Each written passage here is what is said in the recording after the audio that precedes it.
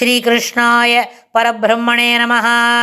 ஸ்ரீமத்பகவத்கீதா தியானஸ்லோகாः. நமோஸ்து தே வியாசவிசாலபுத்தே புல்லாரவிந்தாயத பத்ரநேத்ர ஏன த்வயா பாரததைலபூர்ணः பிரஜ்வாலிதோ ஞானமயப்பிரதீபः பிரபன்னபாரிஜாதாய தோத்ரவேத்ரைகபாணயே ஞானமுத்ராய கிருஷ்ணாய கீதாமிருததுஹே நமः. सर्वोपनिषदो गावो दोक्ता गोपालनन्दनः पार्थो वत्सत्सुधीर्भोक्ता दुक्तं गीतामृतं महत्. वसुदेवसुतं देवं कंसचाणूरमर्दनं देवकी परमानन्दं कृष्णं वन्दे जगद्गुरुम्. அடுத்தது 28வது ஸ்லோகம் 8வது அத்தியாயத்தில்.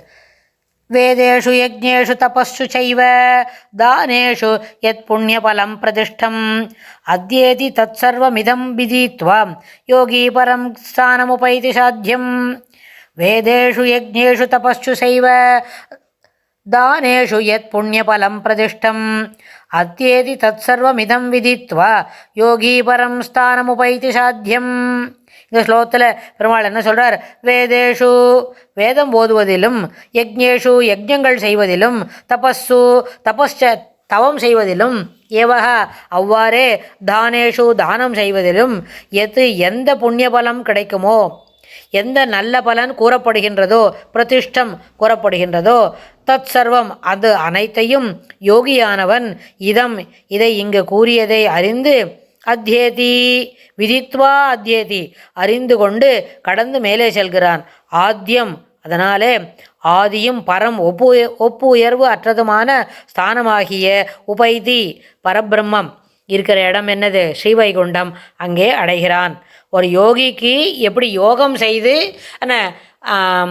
சுக்கலகதியில் பிரயாணப்படக்கூடிய ஒரு யோகிக்கு என்ன கிடைக்கும், என்னவெல்லாம் கிடைக்கும்னு கேட்டால், வேதம் ஓதுவதால் வேதத்தை அத்தியனம் பண்ணுவது, அதுக்கப்புறம் அதை மற்றவர்களுக்கு கற்பிப்பது, அதை தொடர்ந்து ஓதுவது, அதில் வேதாத்தியாயனம் வேதம் பாராயணம் அப்படின்றதுல சிறந்து விளங்குவது, அதை தொடர்ந்து செய்து கொண்டு இருப்பது, அதற்கு மாறாக இல்லை அது செய்ய வேண்டான்ற அந்த எண்ணமே இல்லாமல் தொடர்ந்து அதை பிடிப்போடு அதை செய்து கொண்டு வருவது, அப்புறம் தொடர்ந்து யஜ்ஞங்கள் யாகங்கள் செய்வது.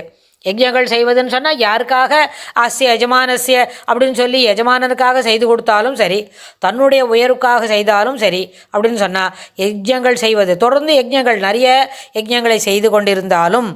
அடுத்தது தபஸ்ஸு தவம் செய்ய வேண்டும். தவம் என்ன செய்யணும்னா காட்டுக்கு தான் போய் செய்யணும் அப்படின்லாம் இல்லை. அதாவது செய்ய கொண்டிருக்கிற சாதாரண செய்யும் தொழிலே தெய்வம் அப்படின்னு சொல்கிற பழக்கம் உண்டுல்ல, அது மாதிரி இருக்குச்சு. தொடர்ந்து தவம் செய்து கொண்டிருக்கும் பொழுது, தவம் என்று சொன்னால் எல்லா வேலைகளும் தனக்கு என்று இடப்பட்ட ஒரு செயல்பாடுகள், அதாவது ஒரு கிரகஸ்தன் சொன்னால் எப்படி இருக்கணும், பிரம்மச்சாரிக்கு என்ன விதமான அனுஷ்டானங்கள் உண்டு, அப்புறம் வானப்பிரஸ்தன் சந்நியாசம், அப்படி சந்நியாசம் வானப்பிரஸ்தம் அப்படின்லாம் சொல்லும்பொழுது அந்தந்த வானப்பிரஸ்த ஆசிரமத்தில் செய்ய வேண்டிய வேலைகள் என்ன, கிரகஸ்தாசிரமம் அதாவது குடும்பத்தில் இருக்கும்பொழுது செய்ய வேண்டிய வேலைகள் என்ன, அதுக்கப்புறம் சன்னியாசியாக பண்ணிக்கிறோம், அதாவது கிரகஸ்தனாக இருந்து போகிறோம் அனுபவித்தது, இனிமேல் ஒன்றும் இல்லை, இப்போ நம்ம பாட்டுக்கு ஏகாங்கி லோகரக்ஷகா அப்படின்னு இருக்கலாம் அப்படின்னு சொல்லி நினச்சி சன்னியாசம் வாங்கி கொள்ளும் பொழுது அது என்ன பண்ணணும், அதுக்கு தகுந்தாற் போல் நம்மளுடைய ஆசிரம முறைப்பாடுகள், கிரகஸ்தாசிரமத்தில் இருந்த ஒரு பெரிய லிபரெல்லாம் அங்கே இருக்காது, அங்கே ரொம்ப கொஞ்சம் கட்டுப்பாடோடு இருக்கணும். அதுக்கேற்ற ஆனால் கிரகஸ்தாசிரமத்தில் சில கட்டுப்பாடுகள்லாம் கிடையாது, சாதாரணமாக இருந்துக்கலாம். ஆனால் சந்நியாசம் வாங்கிட்டால் சில கட்டுப்பாடுகளை அனுசரிக்கணும். சன்னியாசிக்கு வேறுபாடு கிடையாது, எல்லாரும் தன் மக்களாகவும் எல்லாரோடையும் விருப்பப்பட்டும் பொதுவான கருத்துக்களை பகிர்ந்து கொள்ள வேண்டியது அத்தியாவசியமாகும். அதுபோல் 4 ஆசிரமத்தில் தவம் செய்தாலும் அவ்வாறே தானேஷு நிறைய பொருள்களை சேர்த்து வைத்து கொண்டு இப்போ வெளியூருக்கெல்லாம் போகிறது, திரைக்கடல் ஓடியும் திரவியம் தேடு அப்படின்னு சொல்கிறது, அந்த அடிப்படையில் நிறைய திரவியங்களை சேர்த்து வச்சுட்ட பிறகு அதை விதவிதமாக அளவில் தானம் பண்ணுறது. அப்படி தானம் செய்தாலும் எந்த புண்ணிய பலம் கிடைக்குமோ, எத்தகைய நல்ல பலன்கள் கூறப்பட்டுள்ளதோ அது எல்லாமே ஒரு யோகிக்கு தானாக கிடைச்சிடுறது. எப்படின்னு கேட்டால், அவர் என்ன பண்ணுறார், யோகியானவன் அதை இங்கு மேலே கூறியதை அனைத்தையும் விதித்வா அறிந்து அத்தியேதி அது எல்லாவற்றையும் தெரிந்து கொண்டு அதுபோலவே நடந்து கொண்டு கடந்து மேலே செல்கிறான். இதெல்லாம் தானம் தவம்லாம் செய்யணும்லாம் சொல்கிறத காட்டிலும் அதை சொல்லி எப்படி செய்கிறதுன்னு தெரிஞ்சுக்கிறத காட்டிலும் அதை தானாகவே அந்த யோகத்தை அனுசரிக்கிறதுனாலேயே இதுக்கெல்லாம் என்ன பலன் கிடைக்குமோ அந்த பலன் யோகம் அனுசரித்தாலே கிடைக்கும் அப்படின்னு பெருமாள் என்ன இதில் சொல்லி கொடுக்குறார். அதனால் ஆதியும் எல்லாவற்றிற்கும் முழு முதலாக இருப்பதும் ஒப்புயர்வு அற்றதுமான அந்த ஸ்தானம் என்னது, பரம் விதித்துவான்னு சொல்கிறோமே, பரமபதத்தில் சென்று அடையணும் என்று சொன்னால் யோகத்தை விடாமல் இருக்க வேண்டும்.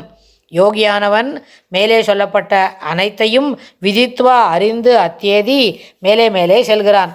அது செல்லும் பொழுது ஆதியும் பரமும், ஆத்தியம் அப்படின்னு சொன்னால் முதல் என்று சொன்னால் எதுவும் தோன்றுவதற்கு முன்னாடியே, அதுக்கு முன்னாடியே இருக்கிறது.